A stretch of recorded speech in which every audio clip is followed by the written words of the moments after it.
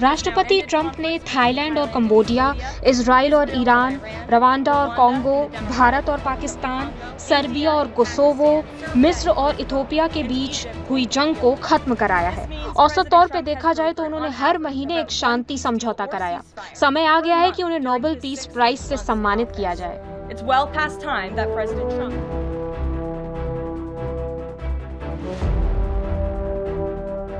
तो बेसब्री देखिए, व्हाइट हाउस की प्रवक्ता कैरोलिन लेविट कह रही हैं कि वक्त आ गया है कि उनके बॉस डोनाल्ड ट्रंप को नोबेल पीस प्राइज दिया जाए। उन्होंने 6 महीने में 6 बार जंग रुकवाई है। ट्रंप भी इस तरह के दावे करते फिरते हैं, लेकिन कैरोलिन और उनके बॉस को शायद बचपन में किस्से कहानियां नहीं सुनाई गई। हमने बचपन में कहानी सुनी थी जिसमें ढेर सारे घोड़ों का एक मालिक काफिला लेकर के निकलता है और थोड़ी थोड़ी दूर में रुक करके वो बार बार घोड़ों की गिनती करता है और हर बार उसे एक घोड़ा कम मिलता है। क्यों? क्योंकि वो उसी घोड़े को नहीं गिन रहा होता जिस पर वो खुद बैठा था। इसी तरह कैरोलिन और ट्रंप को ये नजर नहीं आ रहा कि उनकी नाक के नीचे दुनिया में क्या चल रहा है।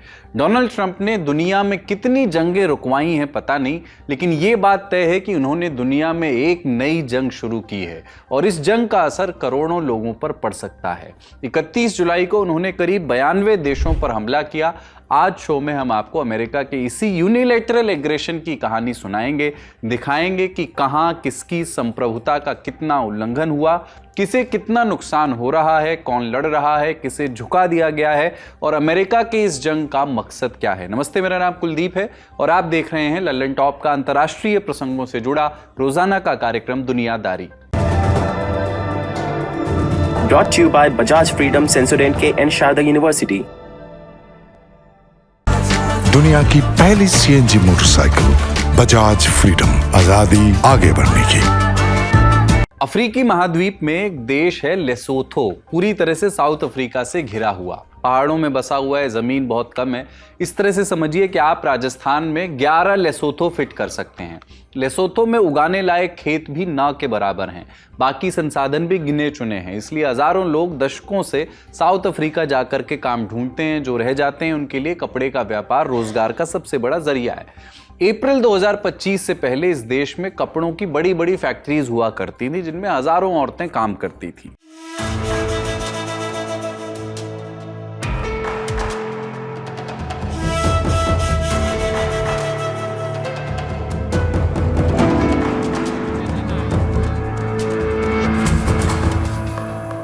इन फैक्ट्री से सामान बगैर टैक्स के अमेरिका जाता था। 25 बरसों से इस तरह की व्यवस्था बनी हुई थी। छोटा सा देश है, लेवाइस, रीबॉक जैसी मशहूर कंपनियों के कपड़े यहां बनते थे। ट्रंप के खुद के ब्रांड के गोल्फ शर्ट यहीं से बनते थे। ऐसी ही एक फैक्ट्री का नाम था एवर सक्सेसफुल, लेकिन अब इस फैक्ट्री की मशीनें धूल खा रही हैं। अमेरिकी अखबार वॉल स्ट्रीट जर्नल ने इसी फैक्ट्री के एक वर्कर से बात की। इनका नाम है लीकेत सिंह बिली। 20 बरसों से वहां वो काम करती थी, सिंगल मदर हैं। $168 महीने के उनको मिलते थे, उसी में उनका घर चलता था, बेटी स्कूल जाती थी।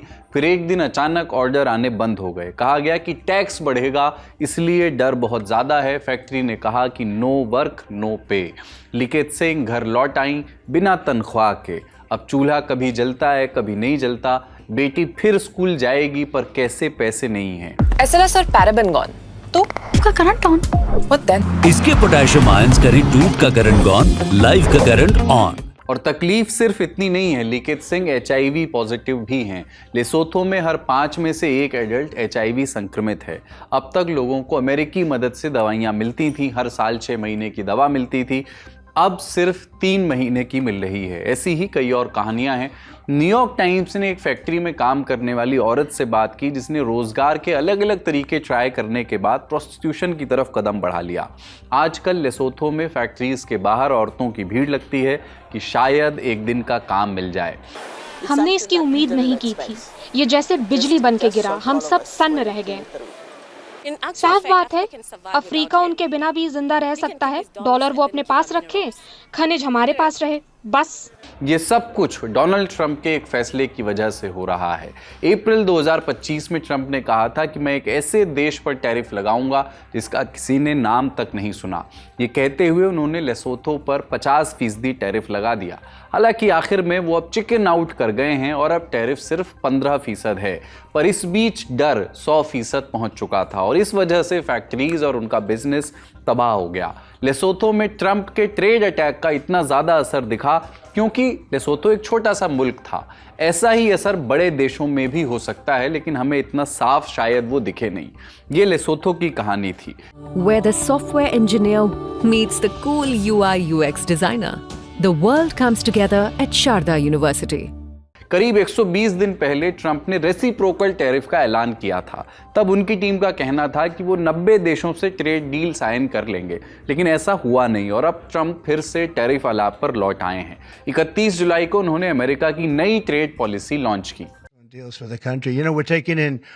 आप समझिए, अब हमारे देश में $1 ट्रिलियन आ रहे हैं। इससे हमारा मुल्क फिर से अमीर हो रहा है, इज्जतदार बन रहा है। मैं बार बार कहता रहूँगा। मैं मिडिल ईस्ट में 3 बड़े मुल्कों के लीडरों से मिला, कतर, सऊदी अरब, UAE, और सबने एक ही बात कही। नेटो के हर मुल्क ने कहा 1 साल पहले तक हम डेड कंट्री थे, अब देखिए हम दुनिया की सबसे बेहतरीन, सबसे जिंदा देश हैं। आप लोगों को देखिए, हम दुनिया में सबसे एक्टिव मुल्क बन गए हैं और हम बहुत अच्छा कर रहे हैं। ट्रंप की इस पॉलिसी का असर दुनिया के लगभग हर एक देश पर पड़ेगा, उन पर भी जिनका ट्रंप ने नाम नहीं सुना। बहरहाल किस देश पर कितना टैरिफ लगा है, किस किस के साथ ट्रेड डील साइन कर ली गई है और कितनों के पास डील के लिए अब भी मोहलत है, जानने के लिए रुख करते हैं न्यूज रूम का। सबसे हल्का गुलाबी रंग बेस लाइन टैरिफ के लिए है। ये 10% टैरिफ उन देशों का है जिन पर अमेरिका की न्यूनतम टैरिफ दर लागू है, जो कि 10% है। इसमें रूस, ईरान, सऊदी अरब, ऑस्ट्रेलिया जैसे देश शामिल हैं। यानी इनके साथ अमेरिका की कोई खास बातचीत नहीं हुई है, कोई ट्रेड डील की बातचीत नहीं है, ना ही टैरिफ लागू होगा। सीधे 10% बेस लाइन टैरिफ लागू है। गुलाबी रंग उन देशों को दर्शाता है जिन्होंने अमेरिका से किसी न किसी तरह की ट्रेड डील साइन कर ली है, जैसे फ्रांस और बाकी यूरोपियन यूनियन EU के देश, जापान, इंडोनेशिया, साउथ कोरिया वगैरह वगैरह। इन पर 15% से लेकर 19% तक का टैरिफ लगा है, लेकिन ये दरें डील के बदले में तय हुई हैं। मसलन जापान और फ्रांस पर 15%, इंडोनेशिया पर 19%। पीला रंग उन देशों के लिए है जिन पर अब नई टैरिफ रेट 7 अगस्त से लागू हो जाएगी। भारत, बांग्लादेश, थाईलैंड, कंबोडिया जैसे देश इस कैटेगरी में आते हैं। इनमें ब्राज़ील पर 50%, सीरिया पर 41%, कनाडा पर 35%, साउथ अफ्रीका और इराक पर 30% टैक्स लागू है। भारत भी इसी लिस्ट में। आप जानते हैं भारत पर 25% टैरिफ है, बांग्लादेश पर 20%, थाईलैंड और इंडोनेशिया पर 19%, पाकिस्तान पर भी 19% है। ये वो देश हैं जिनसे या तो डील अभी तक नहीं बनी है या अमेरिका इनसे ज़्यादा रियायतें चाहता है। इसके अलावा हल्के पीले रंग से रंगे देश जैसे चीन और मैक्सिको की डेडलाइन अभी दूर है, उन पर नए टैरिफ लागू नहीं हुए हैं। चीन पर 3% टैक्स है और मैक्सिको पर 25%। 7 अगस्त को ट्रंप के ये टैरिफ्स लागू हो जाएंगे। ट्रंप की इस लिस्ट में सीरिया सबसे ऊपर है, उस पर 41% टैरिफ लगा है, जबकि सीरिया 14 बरस तक चले सिविल वॉर से उबरने की कोशिश कर रहा है अभी। ऐसा ही एक देश म्यांमार भी है, यहाँ हालत और भी खराब है। देश पिछले 4 बरस से सिविल वॉर से जूझ रहा है। यूनाइटेड नेशंस मानवीय मदद भेजने के तरीके ढूंढ रहा है और इस बीच ट्रंप ने म्यांमार पर 40% टैक्स लगा दिया है। एशियन टेक्सटाइल कॉरिडोर को देखिए, इस इलाके में अर्थव्यवस्था टेक्सटाइल इंडस्ट्री पर सबसे ज्यादा निर्भर थी। पिछले 3 महीनों में टैरिफ की मार से व्यवस्था चरमरा गई है। एक एक करके देखते हैं। पहला है बांग्लादेश। अमेरिका ने धमकी दी थी कि 35% टैरिफ लगाएगा। ऐसे में बांग्लादेश से वॉलमार्ट जैसे खरीदार पीछे हटने लगे, अपने ऑर्डर रोक दिए। ढाका में बेरोजगारी का डर फिर से लौट आया, जैसा कोविड के वक्त देखा गया था। हालांकि अब बांग्लादेश ने नेगोशिएट किया है और टैरिफ कम करके 20% कर दिया गया है, लेकिन अभी तक कोई डील नहीं हुई है। दूसरा है इंडोनेशिया। यहां कपड़ा उद्योग एक्सपोर्ट में कमी के लिए तैयारी करने लगा था, विकल्प तलाशे जा रहे थे। उस वक्त 32% टैक्स की धमकी थी, बाद में यह घटा दिया गया, लेकिन रोजगार घट गया और लोगों को छटनी का डर अब भी सता रहा है। तीसरा देश है कंबोडिया। यहां धमकी दी थी 49% की, फिर भी उसे कम करके बाद में 36% किया गया। फैक्ट्रियों में अफरा तफरी मच गई। इस बीच हजारों लोगों को बेरोजगारी का डर सताने लगा, लेकिन अब रेट घटा करके 19% कर दिया गया है। फन फैक्ट, आज ही के दिन कंबोडिया के उप प्रधानमंत्री ने रॉयटर्स से कहा कि कंबोडिया डोनाल्ड ट्रंप को नोबेल पीस प्राइज के लिए नॉमिनेट करेगा, क्योंकि उन्होंने कथित तौर पर थाईलैंड और कंबोडिया के बीच जुलाई में 5 दिन से चल रहे कॉन्फ्लिक्ट को रुकवा दिया था। रॉयटर्स की रिपोर्ट बताती है कि इसकी मध्यस्थता मलेशिया ने की थी। अब ट्रंप का कितना योगदान था, कितना नहीं था, ये किसी को नहीं पता।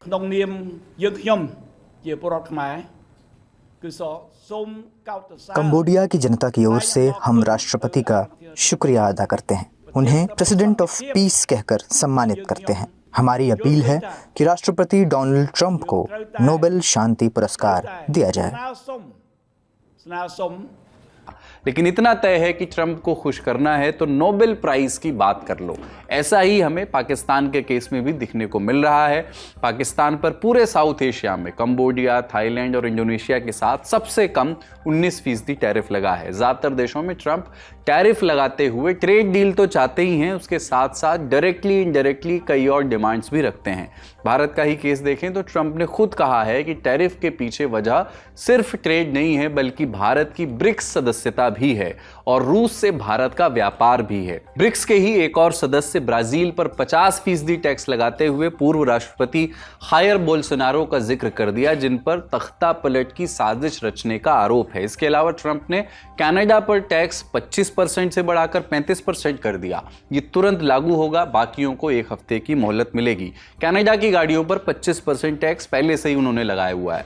न्यूयॉर्क टाइम्स की रिपोर्ट के मुताबिक कनाडा में लोगों का कहना है कि इसका मकसद यही है कि शायद ट्रंप कनाडा को अमेरिका का 51वां राज्य बनाना चाहते हैं। हमने जानकारों से इस मसले पर बात की, उनसे पूछा कि ट्रंप का शुरू किया हुआ ट्रेड वॉर अगर जारी रहता है तो पूरी दुनिया में कितने लोग किस तरह से प्रभावित हो सकते हैं। उसका छोटे देशों पर, ऐसे देशों पर जिनकी प्राइमरी इकोनॉमी एग्रीकल्चर पे या उन चीजों पे बेस है, वो इस समय सबसे ज्यादा प्रभावित होंगे। भारत जैसे बड़े देश, चीन जैसे बड़े देश इस समय उतना प्रभावित नहीं होंगे जितना वो छोटे देश कंबोडिया, बांग्लादेश वैसे देश होंगे।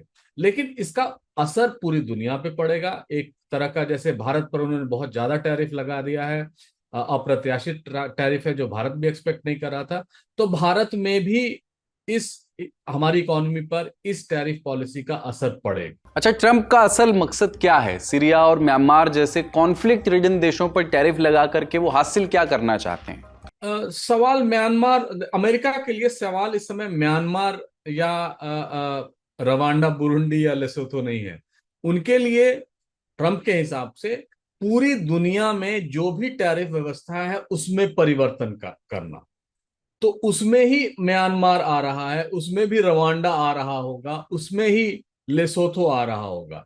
लेकिन इस समय ट्रंप साहब की जो नीति है कि एक स्पेसिफिक उन देशों के साथ जिनका उनके साथ ट्रेड बहुत ज्यादा है या ट्रेड नेगेटिव है, उनका मतलब पॉजिटिव है भारत के हिसाब से, भारत के लिए जैसे उन्होंने तो ऑस्ट्रेलिया और ब्राजील पर भी टैरिफ बढ़ा दिया है, जबकि उनका यूएसए का पॉजिटिव ट्रेड बैलेंस, यानी उनको मुनाफा होता है अमेरिकन को उनके साथ ट्रेड करने का। तो उन्होंने पूरी व्यवस्था का परिवर्तन किया है, किसी एक देश को इंगित करके ही नहीं किया है। साफ है कि डोनाल्ड ट्रंप एक ही समय में खुद को पीस मेकर, डील मेकर और मागा मेकर साबित करने में लगे हैं और फिलहाल उनके हर मोर्चे पर प्रश्न चिन्ह है। बड़ी खबर यहीं तक, अब सुर्खियां।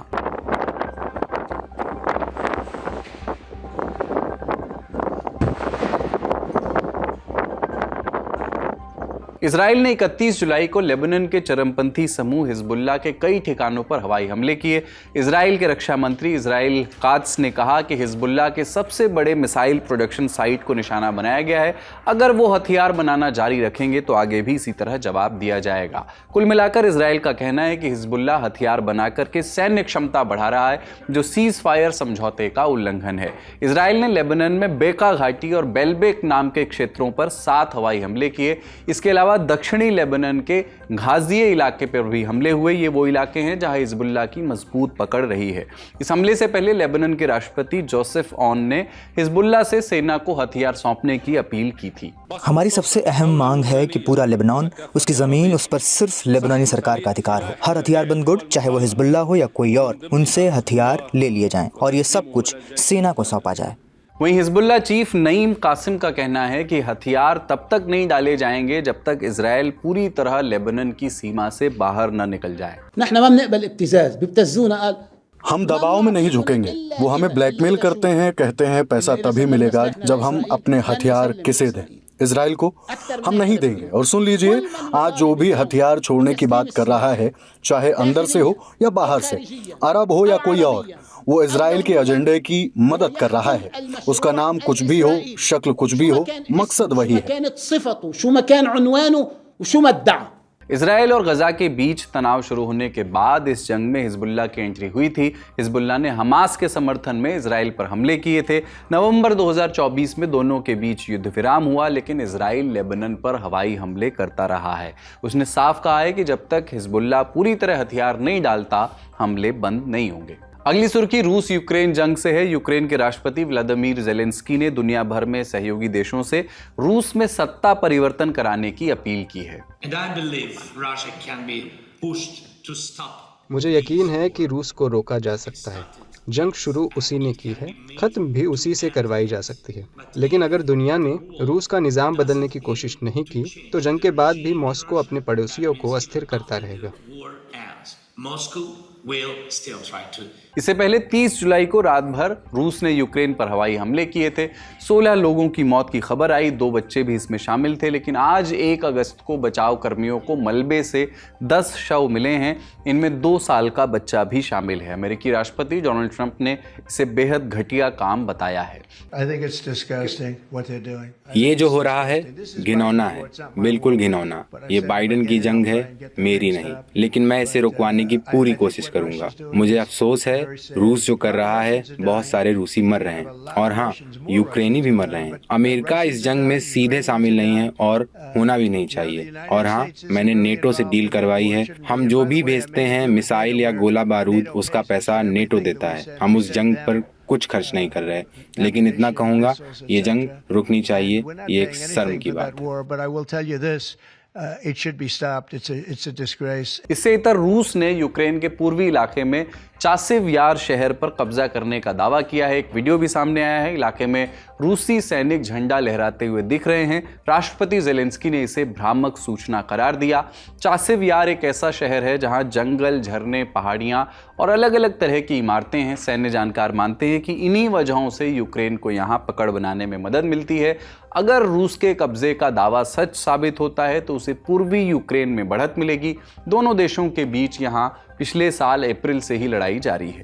देश दुनिया की अन्य खबरों को सरल और रोचक अंदाज में जानने के लिए, जटिल बातों को आसान भाषा में समझने के लिए और guest in the news room जैसे शोज का हिस्सा बनने के लिए लल्लन टॉप का न्यूज़लेटर सब्सक्राइब जरूर करें। लिंक उसका डिस्क्रिप्शन बॉक्स में है। आज का दुनियादारी यहीं तक। अपना और अपनों का ख्याल रखिए। देखते रहिए दी लल्लन टॉप।